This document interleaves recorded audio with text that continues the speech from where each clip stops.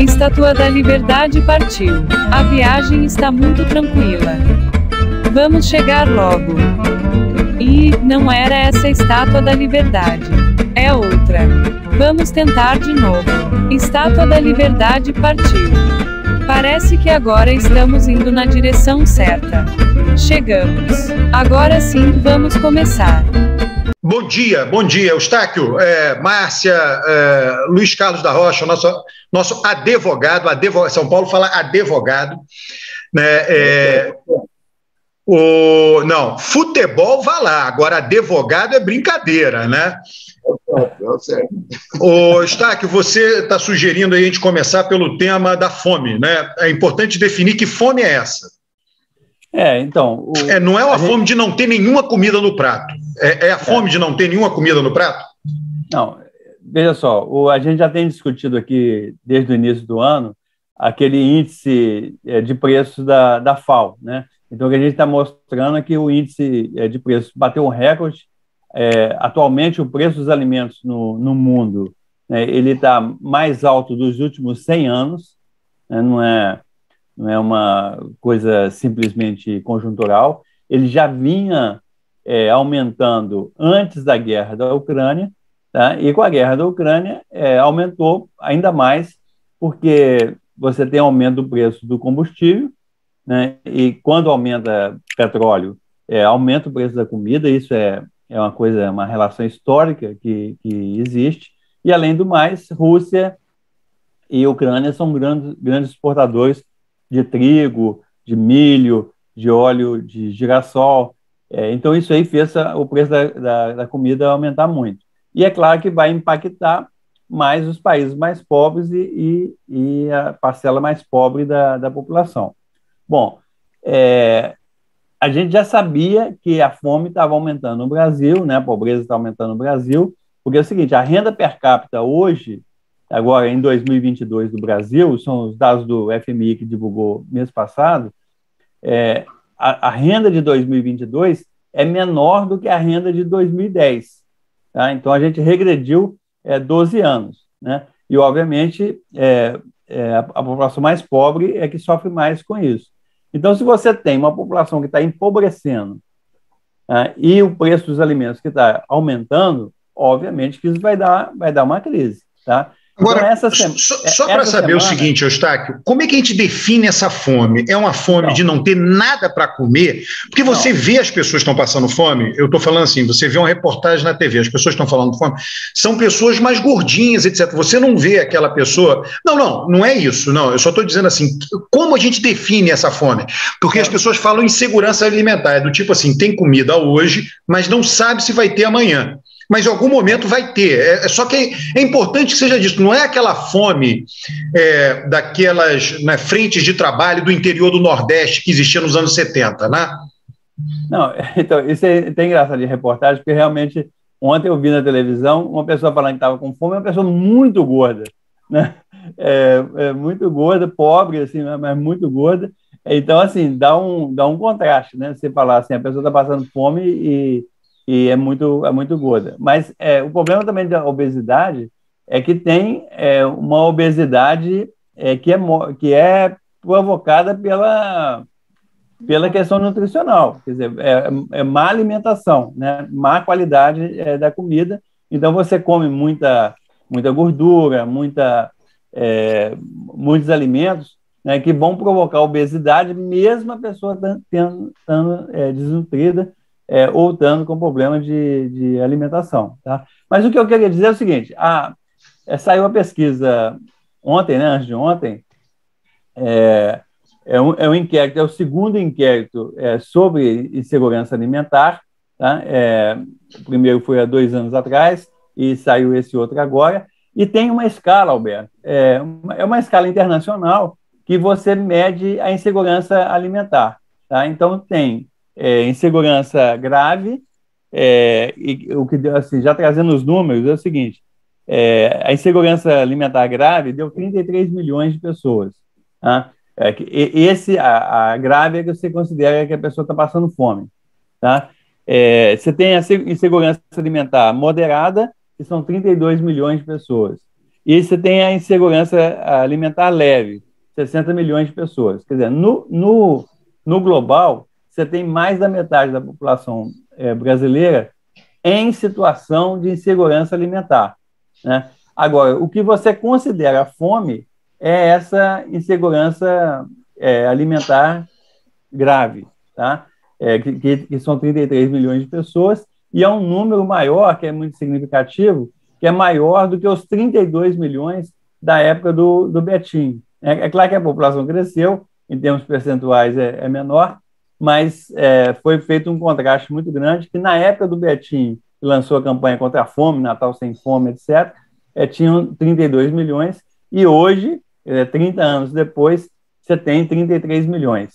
É claro, Roberto, é o seguinte, que você não pode dizer que esses 33 milhões não tem nada para comer. É claro que comem, a pessoa come, e o problema é que ela não come adequadamente e ela não... aquele negócio, você não sabe se vai ter comida no dia seguinte, né? Então, é uma situação de vida muito complicada quando você... principalmente uma mãe, né? Porque isso também, para fazer um recorte, isso atinge principalmente as mulheres com filhos pequenos dentro de casa, as mães solos, né? Claro, o marido, o homem, abandona a família, a mulher fica sozinha, com 3, 4 filhos, aí ela não tem condições de trabalhar, aí ela depende de algum auxílio, tá? E não tem como alimentar essas crianças, né? Que são as crianças, principalmente, que são mais afetadas por esse quadro. Então, assim, é uma situação muito grave, a situação que o Brasil está passando. A gente... o ODS, né, o Objetivo de Desenvolvimento Sustentável da ONU, é para eliminar a fome até 2030, e a gente, de vez de estar diminuindo, a gente está aumentando a fome. Então, é muito grave. Ô, Eustáquio, eu estou lendo esse livro aqui, ó, Os Números Não Mentem, 71 Histórias para Entender o Mundo, do Václav Smil, o famoso Smil. Quem me apresentou o Smil foi você, hein, Eustáquio? O responsável por esse livro é você. Não, esse cara é muito bom. Né? É muito bom. São capítulos curtos, 2, 3 páginas, né, pegando essas grandes mudanças, grandes tendências, ou não mudanças. Ontem eu li um muito interessante sobre o Brexit, dizendo o seguinte: tá bom, o Reino Unido saiu da Comunidade Europeia, o que isso vai mudar na vida do Reino Unido? Ele disse: nada, nada, o país já tem um comércio grande, o comércio vai continuar, o país está decadente, o país está envelhecendo, a decadência vai continuar, não vai mudar. Cara, é impressionante. E tem um capítulo, me lembrei por quê, né, de pegar aqui o livro, que você falou do negócio da obesidade, ele mostra como é que a altura média das pessoas no mundo aumentou, graças à alimentação. Né, o ser humano, em todos os lugares do mundo, ele era mais baixinho do que ele é hoje. Interessante isso. Tá quieto, né, Eustáquio? Porra, não é só na Nova Zelândia que a altura aumentou. Nem no Butão, nem no Vietnã. Eu tô falando, eu não sei se a Márcia conhece o Václav Smil, ele é um cara que mexe muito com energia. Excelente, excelente. Essas coisas todas de energia, assim, ele é especialista. Tem um livro eruditíssimo de energia. Tá aqui, eu tenho ele aqui. E aí é uma das maiores autoridades. Agora ele escreve sobre quase tudo, então... baseado no Canadá, ele está baseado na universidade lá do Manitoba, sei lá, um negócio. Eu acho que é Manitoba, no Canadá. Ele é da República Tcheca, mas ele foi para o Canadá muitos anos atrás. Crescimento econômico é muito, muito bom. Agora é o seguinte, fala aí, ô Rocha. Está feito o diagnóstico, então, as pessoas passando fome. Né? Vamos dizer por que as pessoas estão passando fome. Né? Porque senão fica um troço etéreo nessa conversa. O Brasil, a partir da Constituição de 88, elaborou um programa constitucional, né, que um dos objetivos é acabar com a fome, com a miséria. Né? E isso tem sido um drama. Né? Nós não conseguimos concretizar isso. Certo? Quando alguém se propõe, daqui a pouco vem um retrocesso. Né? Essa austeridade aí, que o Eustáquio disse que, na verdade, é uma farsa, porque ninguém aplica, do teto de gastos, certo? Você pensar em fazer austeridade no Brasil por 20 anos, certo? Quando terminar a austeridade, nós vamos ter 100 milhões de pessoas passando fome. É isso. Ainda esse governo do Bolsonaro que destruiu todo o tecido de proteção social que o Estado brasileiro havia criado. Essa é a tragédia. Rocha, mas o que eu falo é o seguinte, a situação é mais grave pelo seguinte, não teve teto de gasto, o governo extrapolou todos os tetos de gasto, nunca se gastou tanto, o Estado nunca gastou tanto, e a fome tá aí, o desemprego está aí. Então, assim, é uma coisa impressionante, porque... Não, mas o teto de gastos para coisas específicas aconteceu. Por exemplo, o setor de ciência e tecnologia, mais do que teto, ele está, sim, caindo. A universidade está, sim, caindo. As escolas não estão dando alimentação para as crianças. Isso. Então, em algum lugar, cortaram. Isso, exatamente isso. O governo gastou muito em várias coisas, gastou mal, né, e cortou aonde não podia cortar. Esse é o problema. Agora, o déficit do governo nunca foi tão alto, o déficit público brasileiro nunca foi tão alto. Então, assim, o que eu ia dizer é o seguinte, não é por falta de gasto que a situação do Brasil está assim. A questão é que o gasto foi mal feito, né? Com orçamento paralelo, com esse orçamento, por exemplo, o União Brasil tem tanto dinheiro que o Luciano Bivar se lançou candidato para ver se gasta um bocado de dinheiro, que não tem onde gastar dinheiro. Então, assim, tem lugar que tem dinheiro demais no Brasil, né? Agora, a situação geral é de caos. Mas, Eustáquio, mas tem uma coisa, o Rocha, tem algo importante aí que o Eustáquio está falando, que você tem uma inflação mundial, né? Uma inflação de energia e de alimentos, né? Então, uma parte... vamos falar, do ponto de vista técnico, né, a responsabilidade não é do presidente da República, né, poderia ser menor, maior, né, em função do desempenho do governo é maior, porque o desempenho é ruim, mas todos os países estão passando por inflação de alimentos, inflação de energia, isso é um fenômeno mundial, né, e o que eu acho que está acontecendo... Qual é o país que aumentou em 78% a quantidade de gente passando fome? Qual é o país do mundo que aconteceu isso? E aumentou 48% o número de milionários. Qual é o país que está acontecendo hoje no mundo? Sim, eu não sei a estatística de todos os países. Pode ter, né? Não, no Brasil, não é na França, na Inglaterra, nos Estados Unidos. Não, eu só estou dizendo, você perguntou por que está acontecendo isso. Ele falou, você tem inflação de alimentos mundial. Gente, pode ter uma inflação mundial, mas localmente a gente controlar. A gente produz alimento, gente. A gente tem mais controle. Se a gente tivesse priorizado, vou dar comida para a criança que está na escola. Ela não veio na escola porque a gente está fazendo ensino remoto. Vamos mandar comida para essa mesma comida, em vez de economizar para gastar lá seu enviada para militar, vamos jogar essa comida para enviar para essas crianças nas suas casas. Porque não é só comida. Nós vivemos em insegurança alimentar porque não tem como dar alimento de verdade se tu trabalha o dia inteiro. Mesmo tendo dinheiro, tu vai lá e vai comprar coisa gordurosa, porque é mais fácil, é mais barato, e aí tu não alimenta, não é alimento de verdade. Agora, Márcia, nós teríamos sim como alimentar. Você lembra, só para reforçar isso que você está falando, o MEC, de vez de garantir merenda escolar, tinha pastores lá fazendo lobby para imprimir Bíblia e para construir igreja. Então, quer dizer, o dinheiro está sendo mal gasto o dinheiro, está sendo desbaratado esse dinheiro. O que tem que dizer claramente é o seguinte, o Alberto tem razão quando ele fala que tem problema, a pandemia criou um problema na questão, na logística mundial, né? Ela criou um problema, né, de fato. Agora, se não fosse a pandemia, a nossa situação em matéria de fome não ia estar diferente do que está. Rocha. Alberto, só um minuto. É um governo de destruição.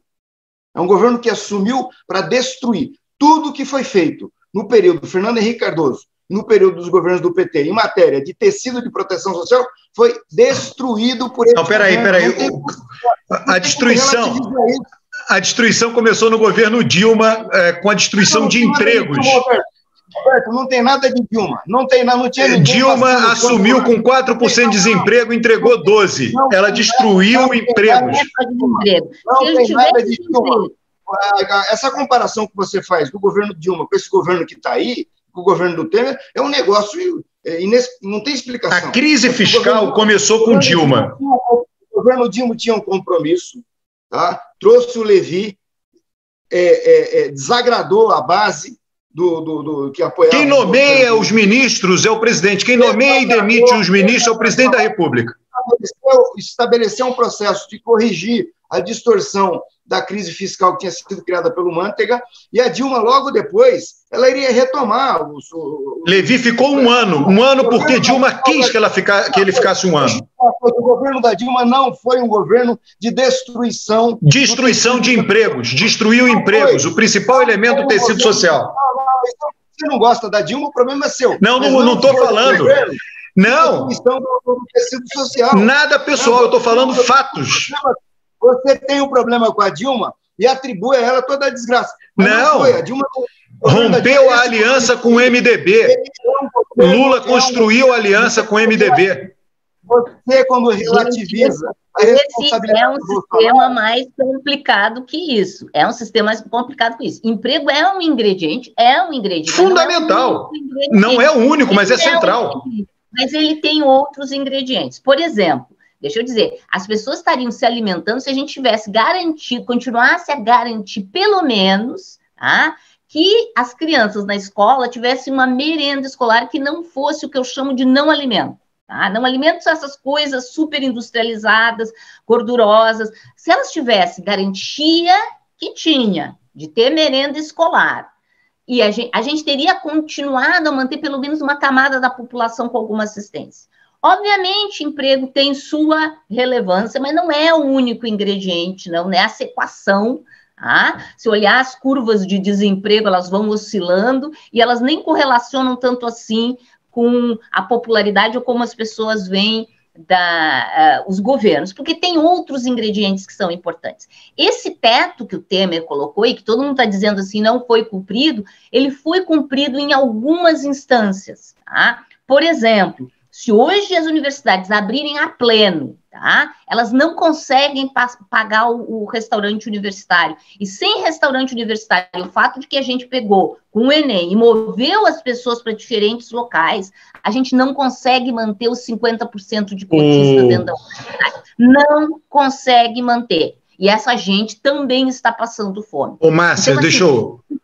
pegou um monte de gente. Deixa eu te contar uma coisa. Eu já fui professor universitário da Universidade Federal Fluminense. Fiz um concurso, entrei lá em 93, pedi exoneração em 2005. Eu sou um exemplo no Brasil raro de pedido de exoneração do serviço público. Fui para o setor privado. Tá? Eu achava a universidade um horror. Vagabundos, professores vagabundos protegidos pela estabilidade no emprego. Eles tinham muito mais a identidade de funcionários públicos barnabés do que de professores universitários. Eu achava vergonhoso aquilo. Tá? E não mudou de lá para cá. E vou te dizer por quê. Tá? Todo mundo doutor, privilegiados. No Brasil, quem tem doutorado é 0,0000001% da população. E todos queriam mamar nas tetas do governo sendo doutores. Doutor no Brasil é gente muito poderosa, que é capaz de levantar recursos. Uma vergonha fazer greve anual. Eu não fazia greve, fui perseguido porque eu não fazia greve. O que acontecia na universidade? Eu também era protegido pela estabilidade do emprego. Tá? Da mesma forma que os vagabundos não podiam ser demitidos, eles também não podiam me demitir. E eu enfrentando aqueles barnabés. Aí o que acontecia? Tinha greve, eu na área de ciências sociais, todo mundo parava. Eu dizia, não vai ter aula, porque a universidade era obrigada a abrir. E ficava dando aula durante a greve, esfregando na cara daqueles vagabundos, que era um absurdo parar. E sabe quem não parava? Engenharia não parava, medicina não parava. Né? Quem vai atrás de recursos, doutor tem capacidade de ir atrás de recursos. Aquelas Andifes... Vou discordar de ti. Uma vergonha. Assim, ó, vou dizer assim, ó, tu está dizendo, vai ter recursos. Agora eu vou te dar um exemplo, Estados Unidos, onde existe recurso entrando nas universidades. Quem é que paga a universidade americana, que é privada, a pesquisa e o desenvolvimento. É o governo federal. 70% dos recursos para Harvard e MIT... Eu não disse para não pagar. Eu não disse para não pagar. Eu não disse isso. Eu estou dizendo o seguinte, primeira coisa, é um absurdo ter estabilidade no emprego. É absurdo regime jurídico único para contratar professor universitário. Eu tô nesse ponto. Qual é a mamata que tem ali? Você faz o concurso, entra, pronto, nunca mais vai ser demitido. A não ser que chegue bêbado e bata nos colegas numa reunião do departamento. É a única chance de você ser demitido. O resto você não vai, você não dá aula, não muda. Caso não ser excelente, gente. Veja só, Márcia, os professores não dão aula, faltam... Deixa eu te dar um exemplo da garantia do emprego. A garantia do emprego impede que um reitor que foi escolhido pelo presidente e que seja uma pessoa que te deteste, te coloque para a rua no dia seguinte porque não vai para a tua cara. Tá? Então, assim, essa é a única garantia que a gente tem, que a gente pode ter liberdade de expressão. Eu posso, democraticamente, como tu fazia, dizendo, não vou fazer greve, e esse é o teu direito democrático dentro da universidade, é o que faz permitir ter esse conjunto de pessoas que acham uma coisa, convivendo com as que acham outra coisa, e um reitor não pode jogar ou um chefe de departamento não pode te demitir. Isso permite a diversidade. Pena que tu saísse, porque tu poderia fazer a luta... Deus me livre, é o pior ambiente que eu já convivi na vida. Deus me livre de ficar aquilo ali. Deus me livre. Essa diversidade é que cria a liberdade de a gente gerar conhecimento. É o fato de eu estar do lado de um colega que pensa o oposto e a gente se respeitar. Nada. Hoje em dia,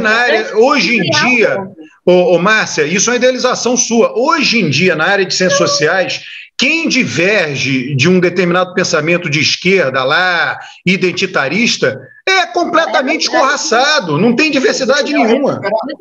Nós passamos um período de ocupação das universidades pelos estudantes, em que eles ocuparam a universidade, eu era diretora do Instituto de Física, eu chamei todas as correntes dos docentes, os que estavam a favor, os que estavam médio contra, e a gente montou uma equipe multivisão, e a gente conversava com os estudantes sobre isso, e a gente tocou o processo de diálogo.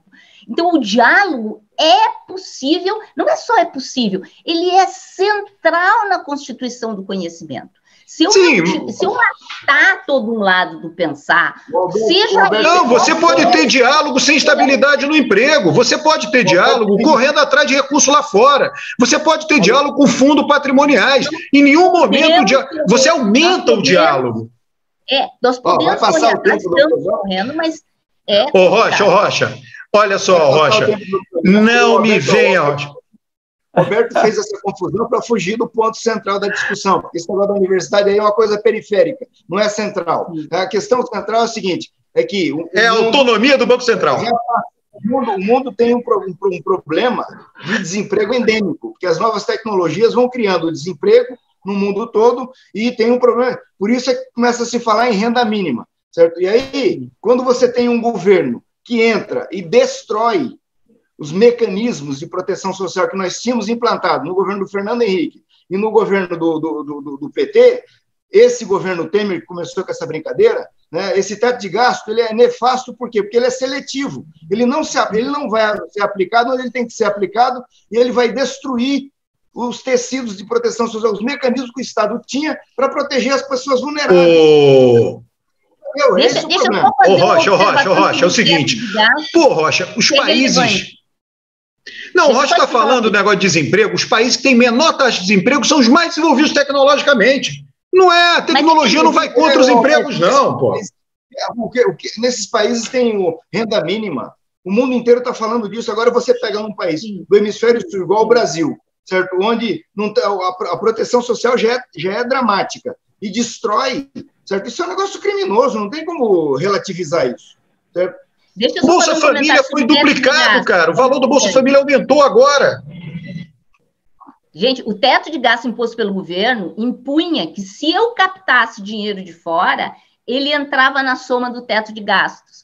Portanto, ele desestimulou, inclusive, a gente buscar recursos externos, tá? Para quem foi aplicado o teto de gastos. E ele realmente não foi aplicado em vamos dizer assim, em todo o sistema. Então, ele é ruim porque ele te impede, diz, esse aqui é o meu teto, se o governo me der esse dinheiro, eu vou viver com isso, enfim, e toda vez que eu captar, vai diminuir, porque o teto ficava fixo, eu não posso gastar mais do que aquele teto. Então, ele é uma coisa que te restringe no gasto. Então, ele é, sim, ruim, tá? Então, a gente precisa buscar outras metodologias para a gente ser capaz, eu concordo, nós temos que ser capazes de captar, e a gente tem que ser capaz de captar com uma legislação que permita captar. Vou dar um exemplo. Se hoje o Alberto, por generosidade, quiser doar o imposto de renda dele para uma universidade pública, ele não pode. Não pode. Fazer isso. Não tem fundo patrimonial. É um absurdo. Então, isso é um absurdo. Agora, vê se a Andes é a favor disso. A Andes é a favor? Não, a Andes é contra. A Andes quer todo o dinheiro do governo. A Andifes é a favor? Não é a favor, é contra. Tudo corporativo. A gente não tem que construir. Uma vergonha. Então, é possível construir isso. E construir isso a partir de uma discussão interna. Então, vamos começar a construir possibilidades de também... Ô, Márcia, mas, Márcia, Andes e Andifes só querem duas coisas. Peraí, Eustáquio. Vamos separar. Andes é uma coisa... Mas elas querem as duas coisas. Querem mais dinheiro do governo e autonomia para gastar como quiser. É só isso que elas querem. A universidade não pode estar submetida ao mercado. A universidade não pode estar submetida ao mercado.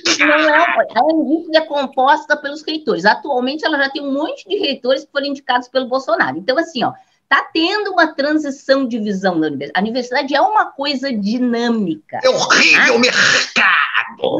O mercado tira a autonomia da universidade. Mas ridículo, cara. Ridículo. Tira a autonomia da universidade. Ridículo. É difícil trabalhar também com o mercado. Não, o mercado é a sociedade. Está submetido à sociedade, sim, não tem problema nenhum nisso. O mercado da sociedade, nós somos, como disse o nosso amigo do Banco Central, nós somos todos investidores, né? Nós todos somos o mercado. A sociedade demanda soluções, e a universidade tem que dar as soluções. Aí o professor chega lá, não, eu quero recurso, para mim quero autonomia, vou pesquisar o que eu quiser. Porra nenhuma onde vai pesquisar o que eu quiser. É imposto, vai pesquisar o que a sociedade quer que ele pesquise. Alberto, aí eu discordo de ti. Tem que ter uma liberdade, tem que ter duas coisas. E já tem as duas coisas. Vou dar um exemplo. O mundo resolveu o problema numa rapidez incrível, a vacina. E por que descobriu a vacina? Porque pegou recursos e jogou para pesquisa, inclusive pesquisa muito básica. Essa da Pfizer, a origem não é Pfizer, os origem são pesquisadores vivendo na Alemanha que tiveram uma ideia genial. Mas aquele turco lá, o casal de turcos. Precisa de dinheiro, tá? Então precisa de dinheiro. Então vamos lá. Agora, então assim, a sociedade precisa de algo, ela já investe massivamente, mas ela também precisa investir no risco. Quando inventaram o laser, a primeira coisa que disseram para o cara que descobriu o laser foi: mas para que serve essa coisa? Márcia, não tinha ideia do que servia. Nós concordamos. Márcia, nós concordamos. Qual é o problema? O problema é essa agenda maluca de todo o dinheiro que sustenta a universidade tem que vir do governo e ela tem que ter autonomia para decidir o que quer. Veja, todas as universidades federais do Brasil pagam o mesmo salário para os professores. É patético. É patético que os salários não variem. É patético. O cara, em qualquer lugar do mundo, o cara começa a carreira na universidade que paga pouco, trabalha, olhando para quê? Para a universidade que paga mais. No Brasil, não. Se você for de uma universidade federal no Piauí ou no Rio de Janeiro, o salário é o mesmo. Porra, isso aqui é União Soviética, cacete. Não funciona. Não tem dinamismo nenhum. O Brasil é diferente. Vamos dizer assim, o que tem de muito diferente assim, do Brasil que não adianta a gente começar a dizer, não, agora eu vou mover os pesquisadores oferecendo mais salário. Não vão mover, as pessoas se movem muito menos no Brasil. Não importa, você tem que ter um mercado, você tem que ter um mercado de salários nas universidades. Qualquer posição, adjunto 1, 2, 3, 4, é o mesmo salário em Campina Grande, na Federal de Campina Grande, na Federal de não sei aonde, é o mesmo salário. Pode adicionar ao teu salário fazendo consultoria. Isso é possível, está regulamentado, até 10% do teu tempo tu pode fazer. Tu pode não querer fazer isso, mas tu podes acrescentar sim ao teu salário através de bolsas, fazendo projetos em que um pedaço do dinheiro fica para a universidade e um pedaço vira o teu salário. A grande pergunta é, o mercado está querendo pagar para a gente fazer XYZ? Não sei, tem que ir em busca e captar, e tem pessoas que fazem isso. Não pensa que não tem ninguém na universidade. Tem, claro que tem, ainda bem. Tem, eu não tenho problema com isso. Assim, essa carreira que paga todo mundo igual, e não é bem assim, porque para chegar a titular tu tem que ir subindo. Sim, mas você sobe tudo igual em todas as federais. Todas as federais pagam o mesmo salário, isso é vergonhoso.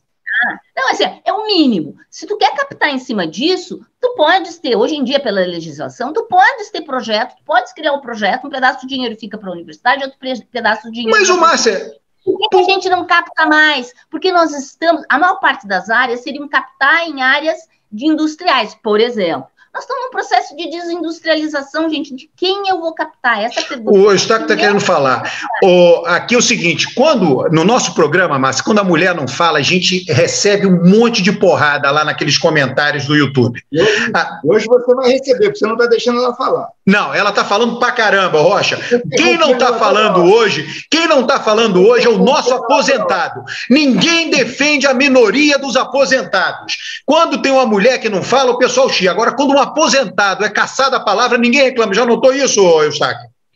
Não, olha, falando sério, Alberto, essa coisa de universidade, nós vamos ter que agendar uma conversa organizada e tal, porque do jeito que você coloca as coisas, fica difícil. Realista, eu coloco realisticamente. Você fica chateado por isso? Não fico. Não. Eu até falo... Veja as universidades da Nova Zelândia, o dinamismo é muito maior. Eu acho até que é pior que você está falando, porque é o seguinte, quem tem os salários não são iguais na universidade, e quem tem os maiores salários são quem vai para cargo administrativo. É ridículo. Não é para quem vai para cargo científico, não. É ridículo. Quem faz pesquisa geralmente ganha menos do que quem...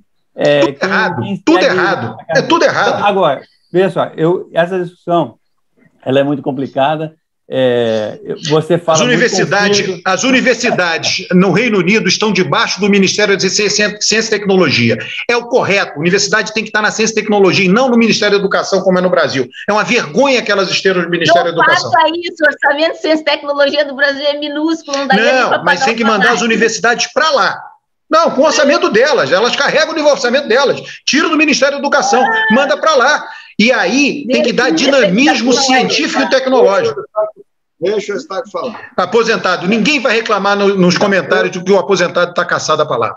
Eu não vou entrar nessa discussão, porque eu acho que tem de organizar um debate correto, assim, com tempo, para a gente analisar os dados, analisar as questões, etc. Mas o que nós estávamos discutindo é o seguinte, é o teto do gasto. Eu concordo com a Márcia que o teto de gasto é uma lei horrível, principalmente porque é o seguinte, ela diminui os investimentos no Brasil. Saiu os dados recentes aí agora, que o Brasil tem os menores investimentos do mundo. Eu fui olhar os dados do FMI, tipo assim, nós temos 150 países com taxa de investimento maior do que a do Brasil, dos 180 que eu analisei. A gente ganha de países muito, muito pequenos e perde para o resto todo. E existe uma questão básica na economia, que é o seguinte, sem investimento não tem crescimento econômico e não tem investimento na qualidade da ciência, da qualidade de vida, a questão da fome, etc. Então, assim, uma taxa de investimento abaixo de 20%, ela só é suficiente para depreciação. É que você vai, as coisas que estão, a estrada que está fazendo buraco, você vai tapar o buraco, a escola, você vai resolver o problema da telha da escola, etc. Então, assim, uma taxa de investimento mínima, ela tem que ser no mínimo 25%, e a nossa está em 15%, 16%, 17%. É muito baixo. E aí, nesse sentido, é o seguinte, o teto de gasto, ele piorou essa situação, porque você priorizou já o dia a dia, né, da sociedade brasileira e não se preparou para o futuro. E a questão da ciência e tecnologia é claro disso, né? Foi cortado dinheiro daquilo que vai preparar o Brasil para o futuro. Então, é uma situação muito grave. Agora, isso não quer dizer, é isso que eu sempre falo, não quer dizer que o governo não gastou muito. Né? O governo gastou muito. Mas é a pandemia, né? A pandemia. Mas não só a pandemia e todas essas coisas que a gente está vendo, orçamento secreto. Não, mas o gasto com a pandemia, por conta do auxílio emergencial de R$600, foi estúpido. Ali entendeu? Não, foi o maior gasto. Mas o que eu quero dizer é só assim. E aí eu acho, Alberto, a gente podia até caminhar para a discussão, que eu acho interessante essa semana, que o PT lançou o programa, né? Pelo menos um esboço inicial do programa, né? E uma das coisas que ele está falando lá é que vai mudar o teto de gasto. Obviamente que isso está gerando um debate muito grande, porque tem gente que acha que o PT está defendendo a irresponsabilidade fiscal. Então, esse que é o debate que a gente tem que fazer. Não, nós vamos tirar o teto de gasto, temos de tirar porque é uma lei muito ruim. Mas o que vamos colocar no lugar? Né? Esse que é o debate. É claro que o PT fez uma coisa muito simplesinha, são tópicos, etc., mas durante a campanha ele vai ter que discutir isso. Né? E existe propostas muito boas nesse sentido de você romper com o teto de gasto, mas garantir responsabilidade fiscal e, ao mesmo tempo, garantir responsabilidade social. Né? Essa que é o debate. Como que nós vamos levar essa discussão? Com relação à responsabilidade fiscal, eu sou muito tranquilo, porque nesse aspecto o Lula é um conservador. Lula dificilmente não será responsável do ponto de vista fiscal. Eu não consigo ver ele... Agora, vai ter que ter uma regra clara. Né? Os agentes econômicos precisam de regras, é só isso, de previsibilidade, mais nada, mais nada. Né? Dizer, olha, Rocha, toda a coisa da autonomia do Banco Central, ela nada mais é do que dar previsibilidade às decisões. É só isso. Ela tem que ser previsível. Então, você tira o teto de gastos e coloca o seguinte, coloca alguma coisa do tipo meta de superávit, né? Vai ter daqui a 6 anos um superávit primário de 1 ponto percentual, sei lá, alguma coisa desse tipo. O problema fundamental do Brasil é a desigualdade social. Esse é o problema fundamental do Brasil. Você pode dar autonomia para o Banco Central, pode plantar bananeira, colocar melancia, fazer o que quiser, com a melancia no pescoço, assim, mas a questão central é a desigualdade social. Ponto, certo? Nós temos que convergir todos os esforços para resolver o problema da desigualdade social. Essa que é a questão, né? Se vai ser com autonomia ou sem autonomia do Banco Central... Rocha, fazer isso. Rocha, os países mais ricos são os menos desiguais. Aí, se você pegar esse raciocínio e olhar o Brasil, as sociedades menos desiguais no Brasil são os estados mais ricos. Por exemplo, São Paulo é menos desigual do que a Paraíba. São Paulo é menos desigual do que o Piauí. Então, a maneira de você combater a desigualdade é gerar riqueza. Porque quando você gera riqueza, você puxa quem está embaixo para cima. Então, você tem que ter desenvolvimento econômico. Desenvolvimento econômico pujante. Né? E aí entra industrialização, etc. Quanto mais rico é uma região, se você pegar, mesmo no Nordeste, as regiões mais ricas do Nordeste, internamente, são as menos desiguais. Então, a geração de riqueza, né, industrialização, você, por exemplo, eu sempre digo, eu gostaria que o Brasil fosse dono da Samsung, né, que a Samsung estivesse no Brasil. A Samsung é geradora de igualdade na Coreia do Sul. Né, você ter grandes empresas exportadoras no Brasil, dinâmicas, setor privado, eles gerariam igualdade. Os estados que mais têm essas empresas são os estados mais igualitários. E os estados que menos têm essas empresas são os estados mais desiguais. Então, sim, eu acho que a desigualdade é um grande problema. A gente tem que ver o caminho para combatê-la. Não é simplesmente... E detalhe, eu sempre tenho dito isso, Rocha, o nosso orçamento da União, que ninguém de esquerda defende, por exemplo, é acabar com o Super Simples. O Super Simples tem uma desoneração tributária da ordem de 30 bi, é o valor do Bolsa Família. Você quer gerar igualdade no Brasil? Zera o subsídio. Zona Franca de Manaus, 30 bi. A Zona Franca de Manaus é um dos maiores absurdos que existem no Brasil. Você pega componentes de fora, entra no Rio, leva para Manaus, monta, é uma maquiladora. Manaus é uma maquiladora que vende para o Brasil. Porra, o México tem maquiladora que vende para os Estados Unidos. Todas as maquilas no mundo são para exportar. O Brasil é o único país que subsidia uma maquila para importar. E 30 bi por ano. Isso é gerador de desigualdade. Acaba com a Zona Franca de Manaus, acaba com o Super Simples, acaba com... imposto de renda à pessoa física, que subsidia escola, né? Escola particular. Sabe o que o imposto de renda nos Estados Unidos subsidia? Construção civil. O americano diz o seguinte: vamos subsidiar a casa própria. Você quer subsidiar alguma coisa no imposto de renda? Subsidia a casa própria, e não escola, empresário de educação.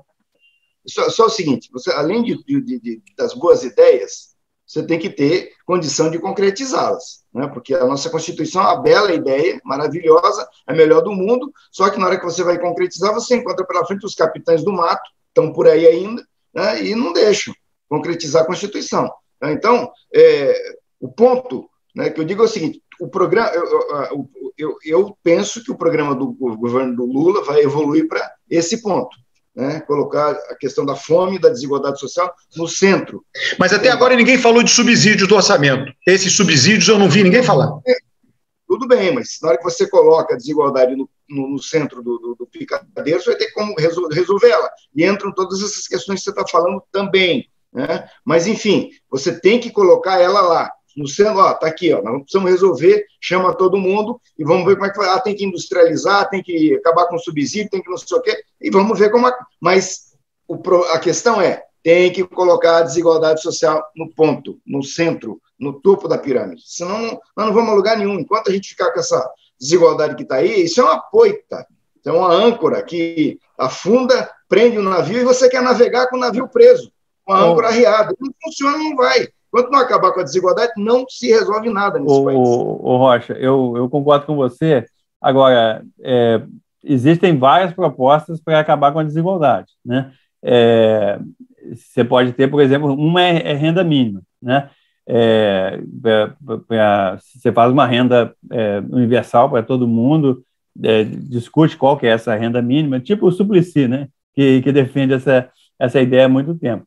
Agora, eu acho o seguinte: os países que tiveram sucesso de reduzir a pobreza e de reduzir a desigualdade, só tem duas coisas são duas coisas que são essenciais. Uma é emprego, pleno emprego e trabalho decente, a bandeira da OIT. Todo mundo tem que ter emprego. Você tem de inserir as pessoas no mercado de trabalho, cada um da sua forma, mas você não pode deixar, igual hoje no Brasil, você tem 13 milhões de desempregados e 30 milhões de pessoas subocupadas, né? Isso é a força de trabalho da Península Ibérica. Então, assim, você não vai gerar riqueza e acabar com a desigualdade se você deixa 30 milhões ou mais de pessoas no Brasil fora do mercado de trabalho. E a outra coisa é a educação. Então, é o seguinte: se as pessoas tiverem emprego e tiverem educação, né, aí o Brasil, no longo prazo, ele vai acabando com a pobreza, vai acabando com a desigualdade, porque isso também não é... Olha aqui os subsídios do orçamento aqui, ó. Aqui, ó, Simples Nacional, 90 bi, falei 30 errado, 27% dos subsídios é o Simples Nacional. Olha aqui, rendimentos isentos e não subrutáveis, pessoa física, 37 bi, não precisa, a classe média que declara imposto de renda, transferência de renda para os ricos, entidades sem fins lucrativos, as entidades filantrópicas, pilantropia no Brasil. Agricultura e agroindústria é diferente, porque é exportador. Se bem que o Brasil deu subsídios vergonhosos para a indústria automobilística, vergonhosos. Zona Franca de Manaus, olha a vergonha, 30 bi de subsídio. Dedução do rendimento tributável do imposto de renda, 23 bi, classe média alta, que não precisa disso. Isso é gerador de desigualdade. Ninguém fala disso no Brasil. Ninguém, nem a esquerda fala disso no Brasil. É vergonhoso, não vai diminuir a desigualdade. Se você não fala desse subsídio, você não vai diminuir. Está contratado, Rocha. Não vai diminuir. Só vai diminuir quando a gente começar a falar 1, 2, 3, são 6 itens que estão aí, que concentram a maior parte dos subsídios do orçamento. Tem que limar esse subsídio. Aí você vai dizer, não é viável politicamente. Concordo. Faz o seguinte, você tem 4 anos de governo, propõe reduzir 3 pontos percentuais por ano cada um desses. Só isso. Mas ninguém propõe, nem isso. Não propõe 3 pontos percentuais, não. Propõe 1 ponto percentual. Quando chegar ao final de 4 anos, está reduzido 4 pontos percentuais de subsídio de cada um desses. Mas ninguém propõe nenhum ponto percentual. É uma vergonha. O Roberto hoje está com a macaca. Macaca, porque eu defendo... Porque é o seguinte, você tem que defender a redução da desigualdade com propostas, porra. Entendeu? A proposta minha é reduzir esses subsídios aqui. O Eustáquio tem um ponto que está muito correto. Não, assim, a renda mínima é o primeiro passo para as pessoas não morrerem, para elas ficarem, mas nós não vamos conseguir manter isso sustentável, mesmo coletando todo o dinheiro que o Alberto quer através de eliminação de subsídios, se a gente não fizer uma transição para um modelo de uma sociedade que consegue produzir o novo. Isso só se faz com educação, mas educação leva tempo. Então, a gente tem que manter renda mínima, tem que conseguir um jeito de ter essa renda mínima, talvez conseguindo o dinheiro que o Alberto quer tirar desses subsídios, mas, ao mesmo tempo, pavimentar o espaço para a gente transicionar para uma sociedade que seja capaz de produzir uma Samsung. Hoje, o Brasil teria muita dificuldade de produzir uma Samsung. Por quê? Porque a gente tem menos pessoas com formação técnica, vamos dizer, ensino superior, percentualmente na população, do que países como a Argentina, como a Colômbia. Não estou falando da OCDE, não. Estou falando, assim, dos nossos vizinhozinhos aqui. Tá? E se eu olhar a formação de ensino superior brasileira, ela é dominada por certas áreas. Tá? Não vou falar que é a área do Rocha, para ele não ficar ofendido. Tá? Ela é dominada por essas áreas. E a gente precisa, para crescer a indústria, para conseguir produzir um agronegócio com tecnologia, a gente precisa produzir mais engenheiro, agrônomo. É isso, biólogo. Não necessariamente ficando na universidade, indo para o mercado, mas ele não tem para onde ir, Alberto. Não tem essa, não tem para onde ir. De empresas, porque nós estamos desindustrializando. Exatamente. Nós caindo e eu estou perdendo gente querendo estudar na universidade. Essa é a verdade. Então, Márcia, em relação à minha área... Márcia, em relação à minha área, nós tivemos uma eleição aqui na OAB do Paraná, nós montamos uma chapa de oposição, 2 eleições seguidas já, uma coisa histórica. Estamos perdendo, mas estamos disputando.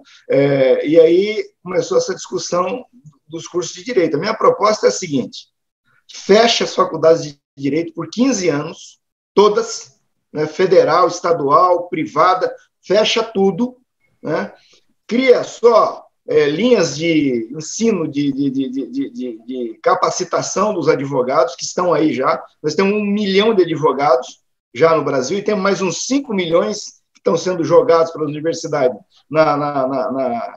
no mercado. Então, a solução é uma solução quimioterápica. Né? Tem que fechar. Essa daí não é quimioterápica, não. Aquela cirurgia no passado, quando foi descoberto a primeira cirurgia do câncer de mama, eles arrancavam praticamente o tórax inteiro da mulher. Essa é aquela cirurgia, e não servia para nada, hein? Não, eu quero mais escola, eu quero mais formação, mais universidade com capacidade de formação para engenheiro, para mais. Exato. Eu não quero fechar engenheiro e biólogo. Vamos formar mais gente com essa capacidade, porque a gente só está perdendo profissional, né? Assim, os pouquinhos que tem vão embora. Aqui no Paraná nós tivemos um processo interessante, porque aqui nós temos as universidades estaduais. Nós temos uma universidade federal no Paraná, só uma.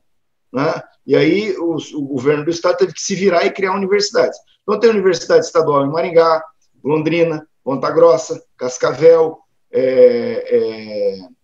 acho que em Guarapuava tem também. Enfim, essas universidades, depois elas foram criando campus, né? E aí começa uma discussão, vamos criar campus da Universidade Federal no interior, mas de que cursos? Se eu for fazer curso de Direito, é melhor não fazer. Né? Tem que ter curso de medicina, curso de agronomia e tal, porque a gente tem um exemplo aqui no Paraná da Companhia Paranaense de pesquisa na área da agricultura, né? Que ela fez uma revolução na agricultura paranaense com pesquisa, né? A integração dessa empresa com as universidades, sobretudo as estaduais que estão no interior e cada uma numa região preocupada com os problemas da região. Né? Então, nós sabemos fazer as coisas, nós sabemos como fazer as coisas. O problema é, quando você faz assim, tudo bem, vamos combater a desigualdade, mas como é que nós vamos fazer? Onde é que a gente vai arrumar dinheiro? Pronto, já começou a dissipar a prioridade. Né? Você já começou a dissipar a prioridade. Eu acho que o governo do Lula que vem aí, a impressão que eu tenho, um palpite, ele vai colocar isso no topo da pauta. Né? Não dá para a gente conviver com 33 milhões de pessoas passando fome. Não tem cabimento isso. Então, vai ter que sair um naco do orçamento razoável para resolver esse problema. Aí entra o que a Márcia fala. Eu acho que nós vamos ter que voltar a discutir a proposta do Brizola, de a criança ficar na escola o dia todo, porque se ela vai para casa, ela passa fome, né? E aí é o seguinte, então deixa ela na escola, ela come e aprende, né? E capacitação dos professores. A situação no Brasil, do nível, da qualidade dos professores, é dramática. Ô Rocha... Tem que tomar uma providência radical nesse tema também. Essa sua proposta, há recurso para isso, eu acabei de mostrar, está no orçamento da União, nos subsídios do orçamento da União. Recurso há, agora tem que reduzir esse subsídio, não tem jeito. E alguém tem que propor. Eu não vi ninguém até agora propor, absolutamente ninguém. Eu só acrescentaria nesse negócio aí que você... Água mineral no Brasil tem subsídio no orçamento. Você desce. Isso eu só peguei os 6 principais. Eu li todos os itens. Água mineral, Ambev, tem 500 milhões de subsídio no orçamento por ano. Água mineral, só quem bebe é rico. Concordo com essa tua relação aí plenamente. Eu acrescentaria aí o serviço da dívida. Nós temos que chamar os credores para eles assumirem a responsabilidade também, porque não é assim, né? Os caras todo mês pegando a grana... E uma coisa não exclui a outra. O que me impressiona, serviço da dívida todo mundo fala, o que me impressiona é que ninguém fala do subsídio no orçamento. Ninguém.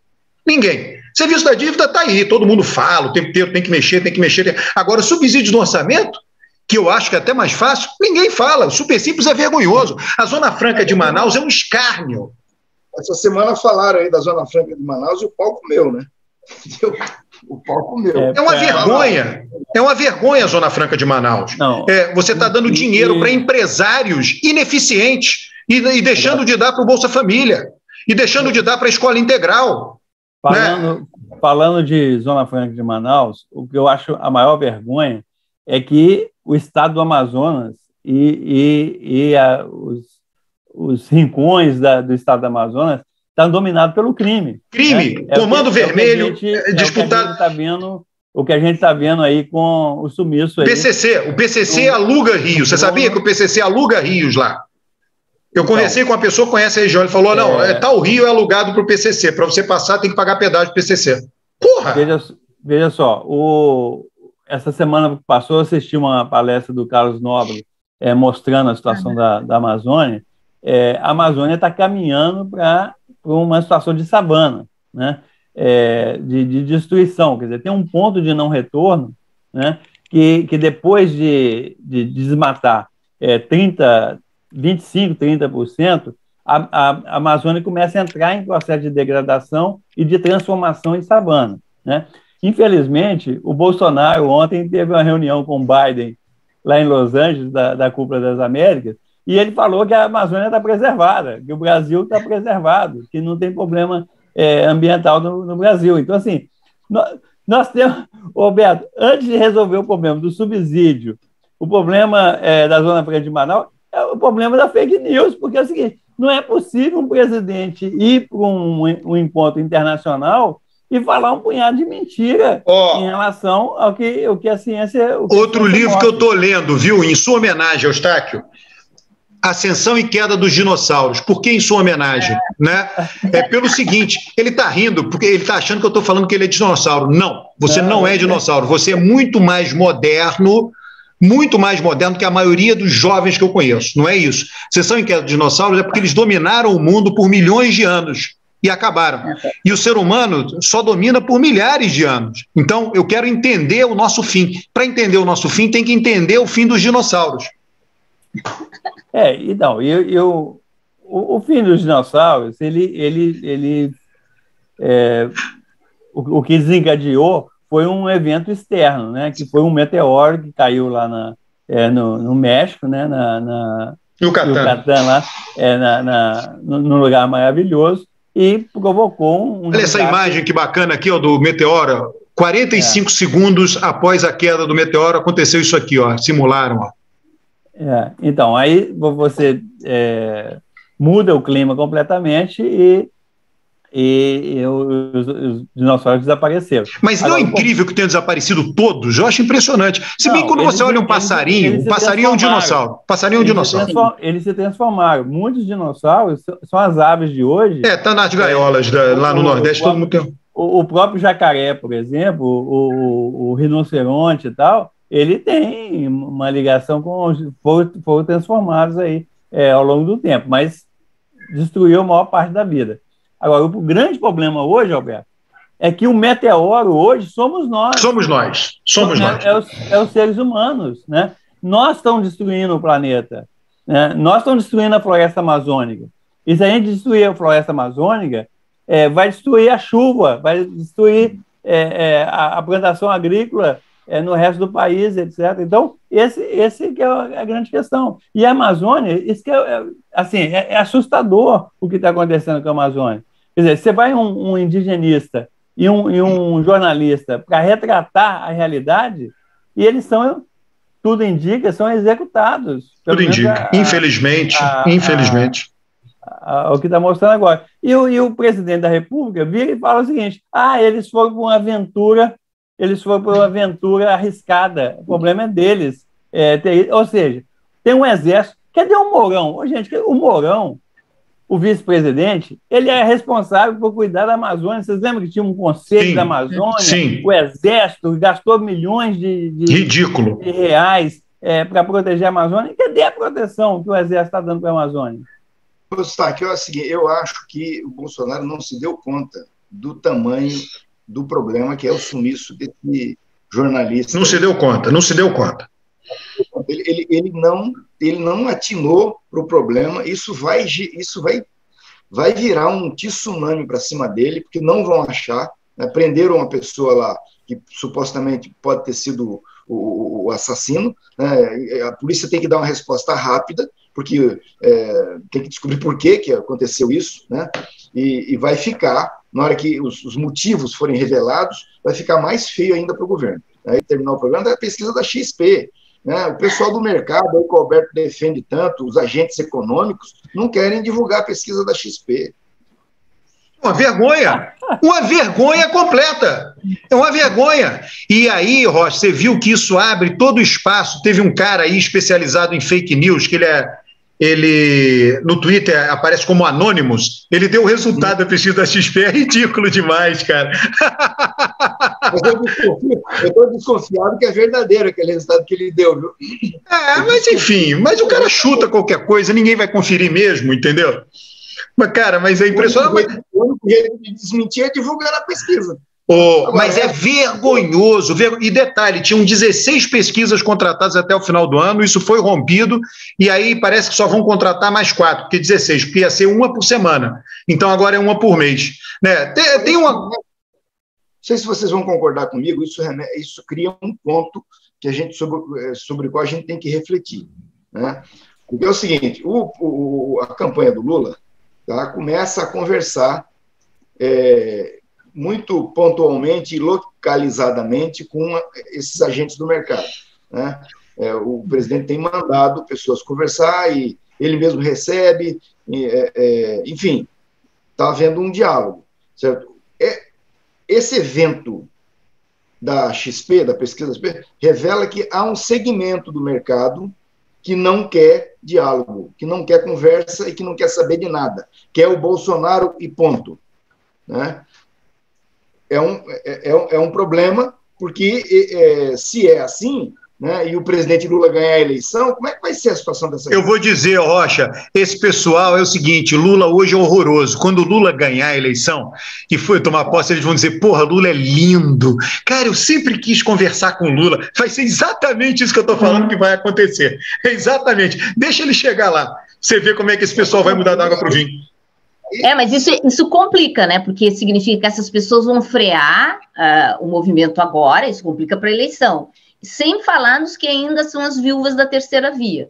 Né? Então, tem todo um movimento também do mercado que está tentando ainda, vamos dizer, sensibilizar pessoas para entrar nessa questão de ter ainda uma terceira via. Então até perguntar para pessoal, vamos caminhar para o final aí. Eu e Márcia falamos demais hoje. Quem encerra hoje é o Eustáquio Rocha. Então, vou perguntar para o Rocha. Eu ia perguntar para o Alberto. Essa coisa dessa semana, né, que é uma novidade. Parece que a Simone Tebet vai se fortalecer com apoio, são 3 partidos, etc. O que você acha, Rocha? Qual que é o teto aí da Tebet? Eu acho o seguinte, que você falou agora há pouco aí da questão da Amazônia. A partir de uma faixa de destruição você cria um efeito inercial que não para mais, né? Eu transportaria esse teu raciocínio para a questão eleitoral. Essa é boa. A partir de um certo ponto, você cria um efeito inercial e não volta mais. Eu desconfio que nós já atingimos esse ponto inercial, né? De Lula e Bolsonaro, né? Eu não vejo como pode ter retrocesso nisso, porque a pergunta é o seguinte: o que a Simone Tebet tem que o eleitor não viu? Mulher. Pô, depois da Dilma na presidência, vai demorar uns 30 anos para outra mulher chegar lá, cara. Alberto, os dois encerrados, tá? Já interrompendo. Porra, o cara dizia que é mulher, o cara vai dizer, pô, mas a Dilma foi presidente, foi mulher, já era, Simone Tebet. Então, é o seguinte, eu acho que, eu estou tentando, eu faço um esforço imenso para, sinceramente, enxergar como uma candidatura. Não vou nem falar de mulher, de homem, nada disso. O fato dela ser do Mato Grosso, que é um estado... Aquele rapaz lá do Rio Grande do Sul, lá, da terra aí da Márcia, aí nem mulher, nem homem. Então é o seguinte, eu fico tentando me esforçar para entender o que pode ter ali, e o eleitor, certo, vai dizer, não, olha, nossa, Simone Tebet, que a gente não tinha visto ainda, então vamos votar nela. Assim, é um negócio... O diagnóstico que eu faço, acho que o Roberto vai concordar comigo, assim, 3 partidos, MDB, Cidadania e PSDB, certo? Esses partidos, eles, eu acho que nunca pensaram, né, na forma que eles têm hoje no Brasil. Eles estão pensando neles, eles estão pensando em como fazer uma bancadinha para continuar sobrevivendo dentro do Congresso Nacional. Só, mais nada. Essa candidatura da Simone Tebet tem esse propósito único de tentar viabilizar uma bancadinha para o PSDB, manter a bancada do MDB e acertar um pouco de bancada para o Cidadania. Porque é o seguinte, ela é candidata a presidente, mas não vai ter fidelidade dos candidatos a governadores do MDB. Ô, Rocha. Cidadania, na maioria dos estados. Essa é uma piada. Entendeu? Ô, Rocha, eu particularmente não entendo por que a Simone quer ser candidata. Eu não entendo, juro. Ela tem que ser candidata porque é o seguinte, para viabilizar essa bancada de deputado federal, é só isso. Não muda nada. Já está provado que só quem viabiliza a bancada de deputados são os mais votados. Quem não é mais votado não viabiliza. Ciro teve 12%, não viabilizou 12% para o PDT. Você utiliza os recursos para tentar viabilizar. Aqui no Paraná, por exemplo, tem 2 deputados, o MDB. Tá? O esforço todo, toda a manobra feita, certo? Ter a Tebet para ter um palanque para conseguir eleger esses 2 deputados. Só isso, certo? Assim, esses caras só estão pensando nisso. Tá? Ponto. O partido do União Brasil é a mesma coisa, né? Você então, sabe que para aquele cientista político Carlos Pereira, eu fiz uma reunião privada com ele, ele mostrou o seguinte, os partidos viabilizam bancadas, aqueles que não têm chance de eleger o presidente viabilizam bancadas investindo somente na eleição proporcional, ignorando o presidente. Por isso que eu acho esquisito a Simone. Por isso que eu acho muito esquisito. Mas então, assim, vamos criar o raciocínio. Isso que você falou é absolutamente certo. Eu convivi com muito tempo com o José Carlos Martinez quando era presidente do PTB, e foi o período em que o PTB mais aumentou a bancada, foi sob a presidência do Martinez. Por quê? Porque ele fazia essa operação com perfeição. O partido dele elegia deputado, apoiou o Fernando Henrique, depois, na eleição do Serra com o Lula, ele apoiou o Lula e cresceu, virou um partido médio com a bela bancada de deputado federal. Então, o raciocínio desse pessoal é exatamente isso. Agora, para fazer isso, certo? O Cidadania, o MDB e o PSDB teriam que se encaixar na candidatura do Ciro Gomes. Teriam que se encaixar na candidatura do Lula ou na candidatura do Bolsonaro. E eles não se encaixam em nenhuma dessas 3 candidaturas. Certo? E essa do União Brasil, tampouco. Então, o que eles têm que fazer? Eles têm que ter um candidato a presidente, que é a Simone Tebet, que vai cumprir esse propósito. Né? Então, assim, o que me deixa assim, com o coração partido é o tanto de tempo que a mídia gasta para ficar falando da Simone Tebet, do PSDB, do MDB e do Cidadania, que são absolutamente irrelevantes na cena política hoje. né? Irrelevantes. Vamos falar sério. Não, mas, Rocha, só uma pergunta. Porque é o seguinte, está tudo indicando que o Lula, pelas últimas pesquisas, que ganharia no primeiro turno. Mas se a Tebet subir para 5%, 6%, pode inviabilizar essa eleição no primeiro turno. Você acha que... Então, assim, se ela crescer 5, 6 pontos, ela vai tirar de quem? Né? Dos indecisos. Sim, mas é muito pouco indeciso. Né? E ela vai ter que tirar para ela crescer isso que você está falando, não vai ser só dos indecisos. Não tem como. Né? Essa conta não fecha. Então é o seguinte, e outra coisa, o Lula criou uma situação, né, em que muita gente dizia, o Lula bateu no teto. A realidade está mostrando que não. Certo? Porque quando você tem 33 milhões de pessoas passando fome e aumentando esse número, a pessoa vai no mercado e não consegue comprar o que ela comprava há 2 anos atrás, há 3 anos atrás, certo? Assim, o Lula... Não, mas, Rocha, só uma coisa. Parece que tem uma novidade aí, é que os supermercados vão congelar os preços até ano que vem. Isso é uma brincadeira. Assim, para você ver o grau de improviso, eles estão enfrentando um cara que é altamente profissional.